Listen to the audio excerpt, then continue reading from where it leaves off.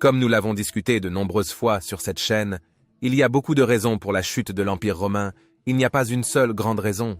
Et l'une de ces raisons est parfois dite être que l'armée romaine tardive était faible, indisciplinée et inefficace. Que les Romains tardifs n'étaient que des versions inférieures, dégénérées des jours de gloire, où les légions étaient une force de combat très disciplinée et redoutable. Que l'armée romaine tardive n'était qu'une simple ombre de ce qu'elle était auparavant. Que l'armée romaine tardive était inférieure en compétences de combat, en équipement et totalement barbarisée. Et donc, il n'est absolument pas étonnant que l'Empire romain d'Occident soit tombé au 5e siècle, car comment une armée aussi pitoyable pourrait-elle défendre un empire aussi vaste contre autant d'envahisseurs barbares?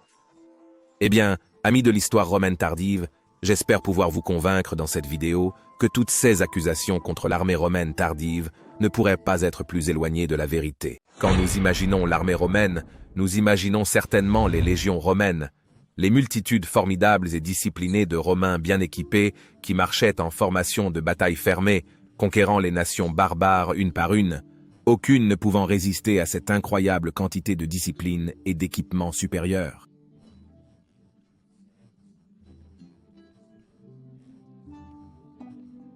Avec les réformes de Gaius Marius en 107 avant Jésus-Christ, donc à l'époque de la fin de la République romaine, les légions telles que nous les connaissons normalement se sont établies. Ce sont les légions telles qu'elles sont normalement dépeintes dans les films et donc comment la grande masse de gens connaît le soldat romain typique. Un légionnaire romain typique portait un casque galéa puis un bouclier rectangulaire, le scutum. L'épée utilisée était le gladius, puis la célèbre armure segmentée, la lorica segmentata, et un pilum était utilisé comme lance, qui pouvait également être lancé. C'est ainsi que les gens ordinaires imaginent normalement un légionnaire romain et en conséquence les légions romaines. Et de nombreux films dépeignent à tort les légions comme étant les mêmes, même à la fin de l'Empire romain. En effet, pendant le début et le milieu de l'Empire, c'est ainsi que le légionnaire romain avait généralement l'air. Les légions romaines étaient des unités de combat d'environ 5000 à 6000 hommes, divisées en sous-unités plus petites, commandées par les célèbres centurions. Il y avait environ 25 légions pendant le début et le milieu de l'Empire romain, et un nombre égal de troupes auxiliaires qui n'avaient pas la citoyenneté romaine. Celles-ci n'étaient accordées qu'aux légions. Ainsi, l'armée totalisait environ 500 000 hommes, et de façon fascinante, même jusqu'à la fin du IVe siècle, ce nombre resterait à peu près le même. Mais en 211 après Jésus-Christ, l'empereur Caracalla accorda la citoyenneté romaine à tous les hommes libres de l'Empire. Ainsi, la distinction entre les légions et les auxiliaires est devenue nulle. Peu de temps après, le chaos s'est abattu sur l'Empire romain, et pendant la crise du IIIe siècle, l'Empire a été confronté à une multitude de désastres, de fléaux, d'invasions barbares, d'usurpateurs à gauche et à droite, une fracture de l'Empire en 3 empires différents, et des règnes extrêmement courts des empereurs qui ont tous déstabilisé l'Imperium Romanum. En ces jours-là, il est devenu nécessaire de réformer les légions romaines classiques afin de rendre les légions plus flexibles et mieux adaptées aux besoins de l'époque. Ainsi, les comitatens et les limitanei ont été établis. Au lieu des légions et auxiliaires classiques, il y avait maintenant l'armée de campagne mobile, les comitatens et les troupes frontalières, souvent recrutées parmi la population locale. Les limitanei, en ces jours-là, les unités de cavalerie sont devenues plus importantes. L'équipement du soldat romain typique changerait également. Le fusil était la lorica segmentata. Il était bien trop encombrant et difficile à entretenir et à réparer. La lorica amata et scamata étaient désormais l'équipement standard. Les lorica segmentata ont été utilisés jusqu'à 250 après Jésus-Christ. Le scutum était aussi l'arme. Il a cédé la place à un bouclier ovale. Le gladius a été remplacé par une épée plus longue, la spata. La forme du casque a également changé, et le pilum a été remplacé par le spiculum, qui était plus long et fonctionnait plus comme une lance régulière. Ainsi, c'est la crise du IIIe siècle qui changerait non seulement la façon dont l'armée romaine était organisée, mais aussi l'équipement utilisé par rapport à l'empire précédent. Alors c'est assez clair, n'est-ce pas? La crise du IIIe siècle a provoqué une chute massive de la qualité de l'équipement et la discipline a probablement également détérioré. Ajoutez à cela de plus en plus de troupes barbares qui ont commencé à être recrutées et vous avez l'explication de pourquoi l'Empire romain d'Occident est tombé. Pas si vite, amis de l'histoire romaine tardive, car croyez-le ou non, mais ces armées de campagne romaine tardive étaient en fait une force de combat redoutable. Mais avant d'en arriver là, si vous souhaitez soutenir cette chaîne, mais que vous pensez qu'un Patreon ou une adhésion à YouTube ne vous offre pas assez d'avantages, alors veuillez soutenir cette chaîne en utilisant Atlas VPN.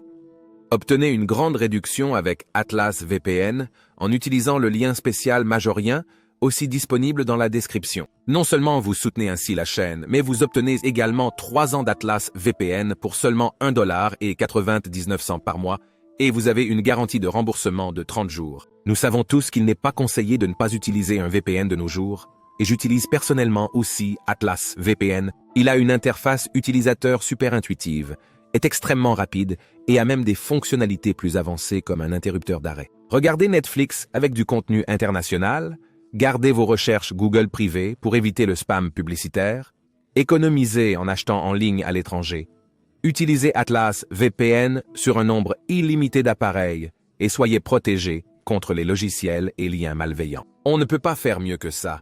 Vous avez une excellente affaire avec le meilleur service VPN et vous soutenez même cette chaîne ici. Mais c'est une offre limitée dans le temps.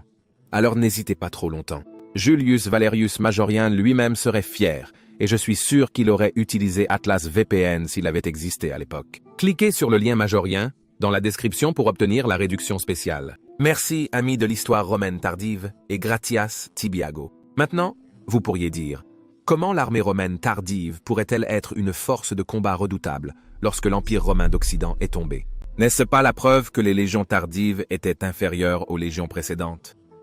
Eh bien, n'oublions pas que les premières légions romaines ont également subi des défaites militaires incroyables. Par exemple, les gigantesques désastres contre Hannibal, où des centaines de milliers de soldats romains sont morts lors des guerres puniques.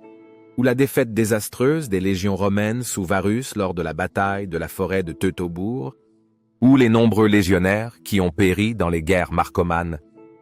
Mais maintenant, vous direz, d'accord, et certainement que ces légions étaient supérieures à l'armée romaine tardive dégénérée. Eh bien, amis de l'histoire romaine tardive, ce sont exactement ces changements apportés aux légions impériales précoces qui ont sauvé l'Empire romain d'une ruine certaine pendant la crise du IIIe siècle. CES, nouvelles unités de terrain. Comitatenses étaient beaucoup plus rapides à déployer et plus flexibles, et ainsi Gallienus pouvait vaincre les Alamans. Ainsi Claudius Gothicus pouvait vaincre les Gothiques. Ainsi quelqu'un comme Maximinus Thrax pouvait s'aventurer profondément en Germanie et vaincre les barbares à la bataille de Hardzorn. Ainsi quelqu'un comme Aurélien pouvait vaincre les Alamans, les Gothiques et les Jutungi, et ainsi quelqu'un comme Probus pouvait vaincre les Vandales et les Burgondes. Vers la fin du IIIe siècle, le légionnaire romain avait déjà évolué, et pourtant, l'Empire remportait d'énormes victoires. La chute de Rome a été évitée précisément grâce au système des comitatens et limitanei précisément parce que la cavalerie était maintenant plus importante, précisément parce que l'équipement était plus facile à entretenir. Et plus tard, au IVe siècle, les victoires ont continué. L'empereur Flavius Julienus, le légendaire Julien lui-même, a remporté d'importantes victoires contre les tribus germaniques envahissantes dans les années 350, prolongeant ainsi la vie de l'Empire occidental de plusieurs décennies. Puis le légendaire Flavius Stilicho a remporté d'énormes victoires au début des années 400, battant à plusieurs reprises les armées envahissantes des Gothiques et des Alémanies, et même en battant Alaric et ses Wisigoths à de nombreuses occasions. Stilicho est même entré à Rome avec l'empereur Honorius en 403 après Jésus-Christ lors d'un triomphe, étant célébré comme un second Trajan grâce à ses incroyables victoires contre les envahisseurs germaniques. Et même 50 ans plus tard, Flavius Aetius a réussi à vaincre les Huns à la bataille des plaines catalanes, ce qui était une victoire absolument incroyable pour un empire mourant. Et même 10 ans plus tard, Julius Valerius Majorien lui-même a presque réussi à restaurer l'Empire romain d'Occident en seulement 4 ans. Alors si les Romains ont encore et encore remporté de grandes victoires contre les barbares, pourquoi alors l'armée romaine tardive a-t-elle une si mauvaise réputation? Eh bien, principalement parce que l'Empire occidental est tombé, et cela est souvent attribué à l'armée romaine tardive. Mais comme nous l'avons vu, c'est injuste, car ils ont souvent remporté des victoires incroyables. L'Empire occidental est tombé à cause d'une chaîne d'événements très malheureuse qui a dégénéré hors de contrôle. En 378 après Jésus-Christ, l'empereur romain Dorian Valentin a perdu contre les Gothiques, non pas parce que les comitatenses qu'il utilisait étaient inférieurs, non, mais parce qu'il a lui-même commis de graves erreurs tactiques. Comme avec les légions d'autrefois, les comitatenses n'étaient aussi bons que leurs commandants. Un bon commandant, comme Stilicho ou Majorien, a remporté de grandes victoires, un mauvais comme Valentin a causé de grandes défaites. La bataille d'Adrianople était mauvaise, mais le véritable désastre a eu lieu plus tard, en 394 après Jésus-Christ. Ici, une grande partie des légions comitatenses de l'Ouest romain a été détruite dans la bataille de la rivière Frigidus. C'était une guerre civile où l'Empire romain de l'Ouest a combattu contre l'Empire romain de l'Est. Les commandants de l'Ouest ont commis quelques erreurs tactiques, et ainsi beaucoup de soldats comitatenses de l'Ouest romain ont été tués et leurs rangs n'ont jamais été reconstitués. C'est ainsi que Stilicho a dû retirer de nombreuses troupes de la frontière du Rhin afin de sauver l'Italie des incursions répétées des Gothiques et des Alemanni. Et il a sauvé l'Italie encore et encore, remportant la dernière grande victoire contre les Gothiques de Radagaisus en 406, mais parce que les légions occidentales étaient étirées après le désastre de la rivière Frigidus, maintenant les envahisseurs germaniques pouvaient déborder les défenses frontalières et se déverser en Gaule, puisque les limitanés de la frontière du Rhin avaient été déplacés en Italie par Stilicho. Et puis de nouveaux usurpateurs ont surgi, comme Constantin III de Grande-Bretagne qui a été vaincu par Constance III, mais ce conflit a de nouveau détruit de nombreuses troupes romaines occidentales. Et c'était une occurrence constante, de nouveaux usurpateurs ici et là, puis aussi des rebelles Bacodae, et ainsi les armées de campagne romaines occidentales se sont paradoxalement dissoutes sans même souvent perdre contre les barbares. Ils se sont principalement détruits en se battant les uns contre les autres. Et comme les provinces étaient en partie occupées par des envahisseurs germaniques, les revenus de l'État ont par conséquent chuté et de nouvelles unités de haute qualité, comitatensis, ne pouvaient plus être recrutées en grand nombre. Jusqu'à la fin, seuls des mercenaires barbares pouvaient être recrutés, qui se battraient parfois pour Rome, mais ils n'étaient bien sûr souvent pas aussi loyaux que les légions comitatensi.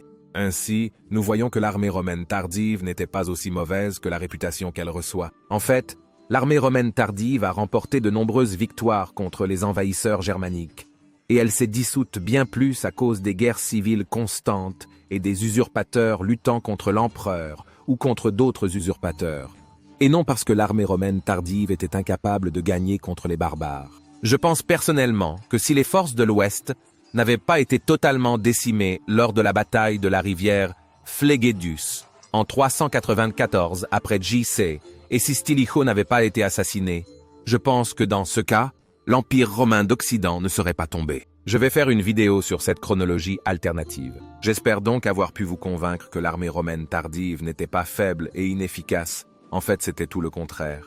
Et les légions romaines tardives méritent le même respect que les premières.